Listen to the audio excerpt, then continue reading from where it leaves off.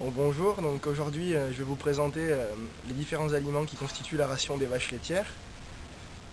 Comme vous le savez, les besoins des vaches laitières se cantonnent sur deux points, donc l'énergie et les protéines. Donc premièrement, je vais vous présenter les aliments qui permettent d'apporter l'énergie.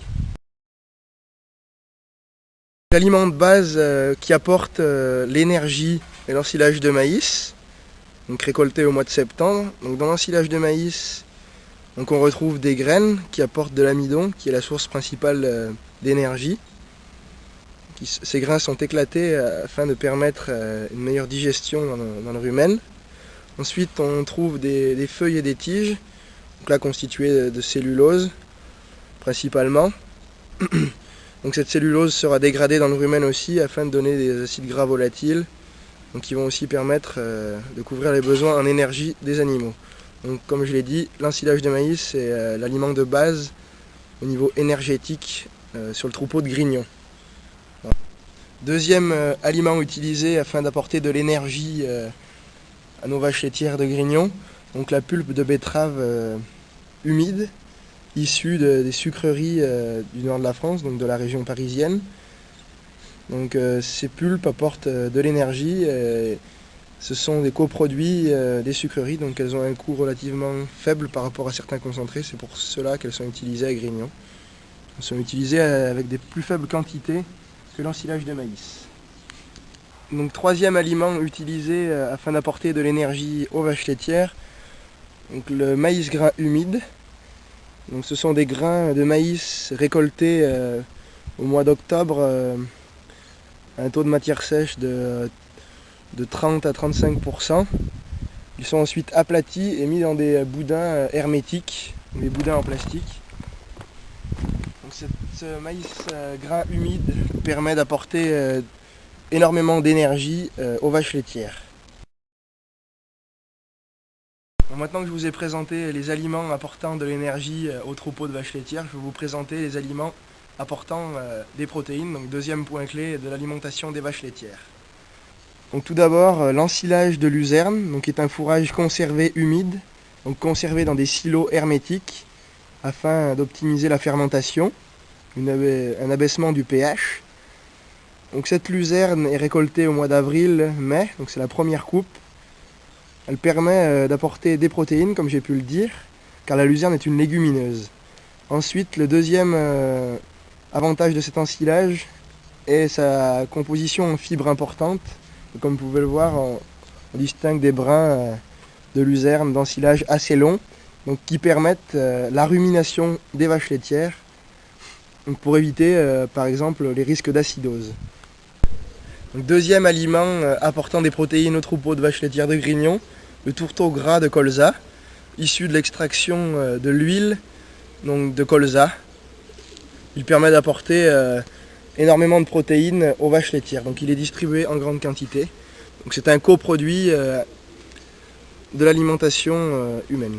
Donc, troisième aliment apportant des protéines au troupeau, donc le correcteur azoté, qui est constitué à 70% de tourteau de colza, de la mélasse pour permettre la constitution des granulés, et enfin un faible pourcentage de méthionine protégée, donc qui est un acide aminé très important chez des vaches laitières hautes productrices. Un fourrage conservé sec, qui est le foin de luzerne, donc qui permet d'apporter beaucoup de fibres à la ration, comme vous pouvez le voir. On a un fourrage avec des brins assez longs, assez durs, donc qui permettent une rumination importante, donc une élévation du pH au niveau du rumen. Donc c'est le principal avantage de ce foin de luzerne, donc comme je peux le dire, la rumination et l'apport de fibres. Le deuxième point aussi un peu moins important, étant donné que c'est une légumineuse, il y a un apport en protéines non négligeable de ce foin.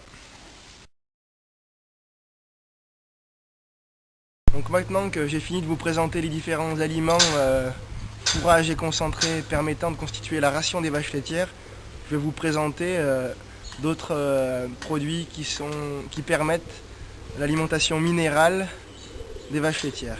Donc premièrement, il y a un apport en bicarbonate dans la ration des vaches laitières.